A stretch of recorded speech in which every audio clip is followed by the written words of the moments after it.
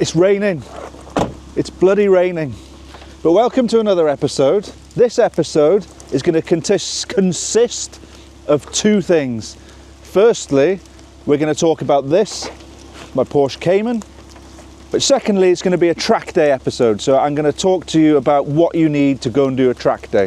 So we're in Wales, so it's guaranteed it rains. So we'll just have to put up with that.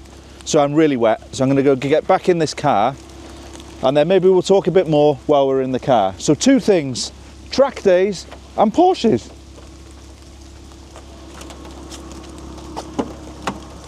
Bye.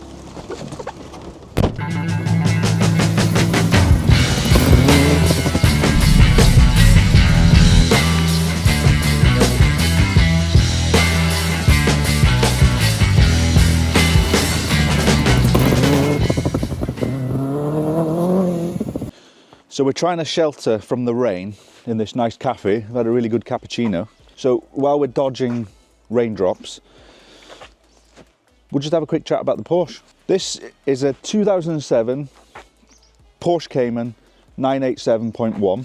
It is the Please Sir May I Have Some More poverty spec version, because I think whoever spec'd this new, they just went for the upgraded alloys, nothing else, no extras.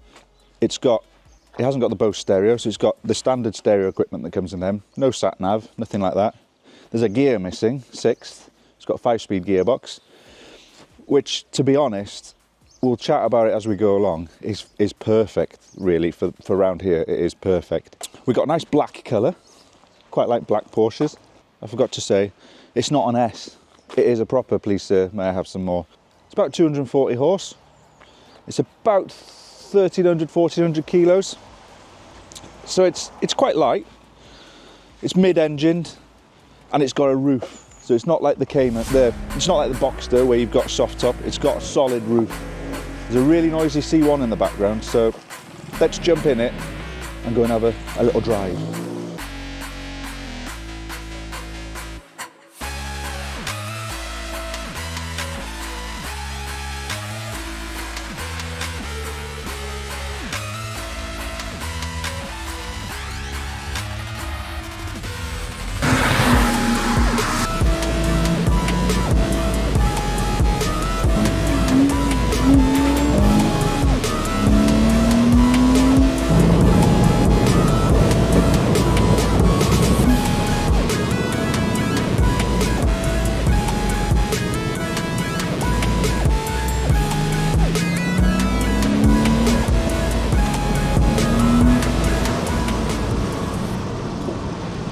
So today is not the best day to drive a 240 horse rear wheel drive car with fat tyres on the back.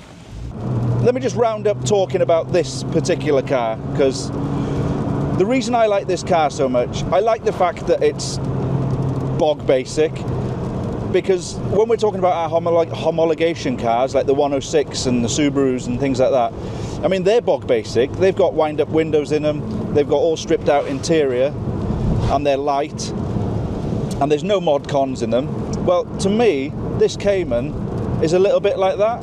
It's got no mod cons, it's bog basic. We have got electric windows, obviously, but we haven't got many other extras. The gearbox, being the 5-speed, I think is perfect, especially for these roads. The gearbox in these just click into gear. They're lovely. I don't know if you've ever driven one, but you just drive, every gear is like almost a click in, click, click, click, and I love that. So for me, the poverty spec Please Sir May I Have Some More Porsche is ideal. It's almost a homologation special that isn't a homologation special. Maybe a bit more horsepower could be better, but more horsepower is more cost. So for budget wise, this is a cheap Porsche to buy, and I think now is the time to buy one of these, because they'll only increase in value. And from what I gather, these will be classed under Porsche Classic banner soon. So I think prices of Caymans, good quality Caymans, will start creeping up. I mean, my one's reasonably tidy, but it's done a lot of miles. It's done 130,000 miles, but it's been looked after for all those miles. Everything it needs, it's had. If I sell this now, someone might go, oh, he's tracked that, so I don't want to buy it. but I don't kill it on the track. We just enjoy it and get most of the power out of it in a safe environment. So that leads us into what I'm going to talk about next, which is track days. So I want to talk about, basically tell you what you need to go and do a track day. I mean, you don't need a Porsche, but we've got one, so we're going to use this.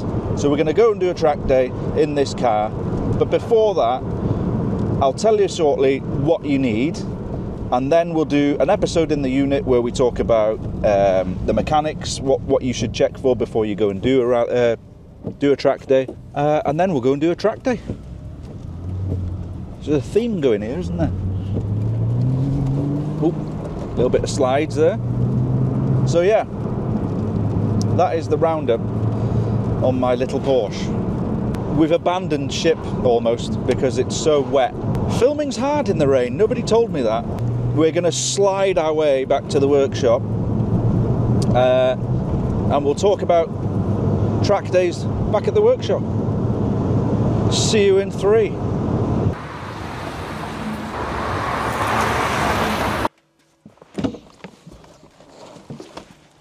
I pulled over here because I found a Porsche friend, slightly newer than mine, but I know whose it is. He might let us play in it one day. We'll have the roof off and everything. Right, I'll just walk you around this car. I'll just show you a few little bits and bobs and how it works and what the buttons do and things like that, just in case you want to know. These buttons let you into both boots. So this is the only car that has 2 boots. So we've got the front boot there and the rear boot there. Let's have a look at those first. So in here, you can have your umbrella, your trade plates, and a jacket. In here, that is where you put your oil in, that's where you put your water in. The engine is under there, under that cover. This is a little thing where you can put stuff to stop them rolling around, but it also blocks your rear view. So this little spoiler goes up and down by button, or after 70 mile an hour, I think it is, that'll come up on its own. Now, Porsche people will say don't press the button because it's meant to come up on its own. If you override it and have it up, then that's frowned upon in Porsche circles, apparently. I didn't know that until I put it up, and a good friend of mine says, put your spoiler down, it does that on its own. This is where you put all your shopping.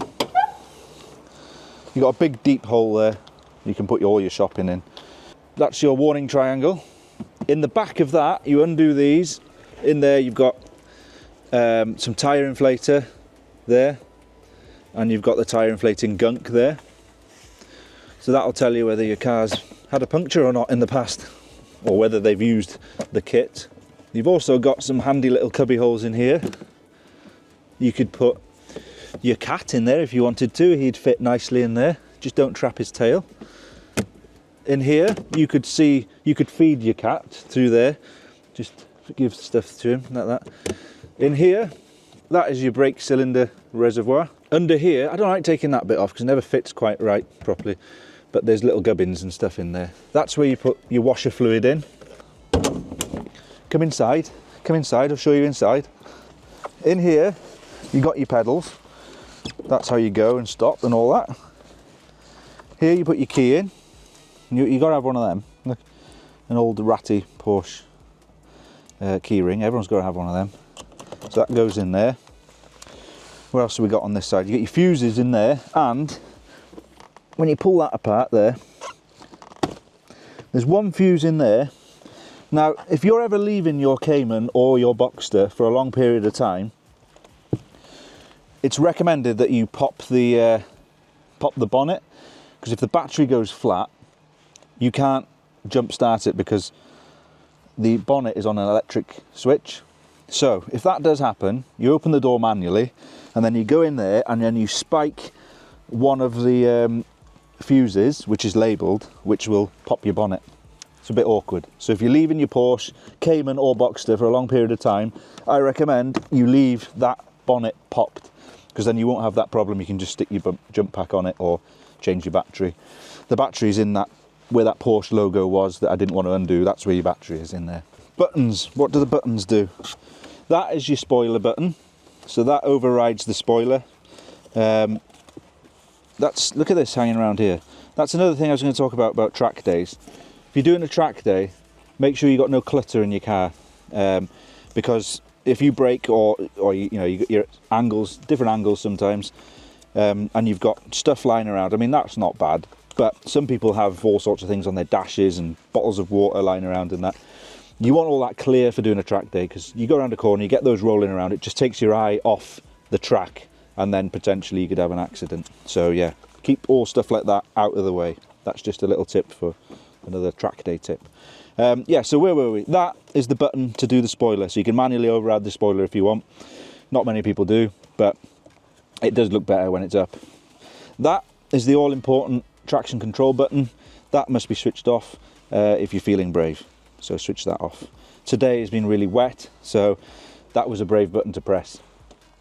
But I prefer it like that. I just feel like I'm more in control, even though with traction control on, the car does control itself and sort it out in a loss of traction. But I rather being in control of it, so I switch that off. This I like. This is a cup holder. Look at that. Lovely Porsche cup holder. Ideal for putting your cups of coffee in there and your cans of Coke and whatever. But they don't always click back that nicely. Some take a while to click. This is your glove box. I've got a pressure gauge in there, which is really handy to take on track days, because you can keep an eye on the pressure of your tyres and alter them and adjust them. In the front, you've got your own tyre pressure inflator. You can use that on your track day to inflate and deflate your tyres, and then check them with one of those. It's another little tip. I've got my Porsche manual in there. I've got a CD holder. I'm missing a Porsche pen from there. And as you've noticed, I'm wearing a fleece. I'm not wearing a branded jacket like I do in my normal videos. So if anyone's got a Porsche jacket they want to give me, I'll be more than happy to wear it. More than happy. What else have we got? We got this in here, which is where I keep my Goodwood members meeting medallions. And you got your fag lighter. Nobody's smoked in this one yet. We got, I don't know what that is, a little hole there. Then we got in here is where you keep your sunglasses and other stuff. There's loads of little compartments in these cars. What else have we got? There's the 5-speed, look. 1, 2, 3, 4, 5. That's all you need. That's all you need. Then we've got the standard Porsche stereo, not the Bose upgraded one. We got no sat nav, so we're proper lightweight in here. I think that's about it.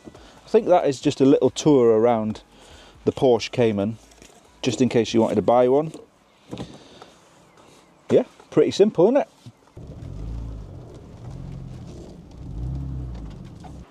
Right, I found somewhere sheltered from all the rain to finish off by talking about track days. What you need to do a track day? Well, first you need something with 4 wheels and an engine. Doesn't necessarily need to be a Porsche. You could take anything you want. Doesn't even need an MOT, but obviously you'd have to trailer it there in that case. They still have to be in roadworthy condition or in raceworthy condition, so you can't have things hanging off them and full of rust and things like that, but you don't actually have to have an MOT. There's plenty of places. If you go online, there's places like Javelin track days, circuit days. They all do different types of track day for different prices. I think they range from about 100 quid, 120 quid, all the way up to 500 quid. There's different versions. So you've got open pit lane where you can go in and out anytime you want. Or there's sessioned ones where you get grouped with a group of cars that are similar to yours, and then you go out and do your track day on your timed session. The open pit lane ones are the ones I like doing, because you can just get in your car, put your helmet on, off around the track, pull in whenever you want. You can even swap drivers if you sign your other driver on, and you can just have a day out, a really good day out driving on a track.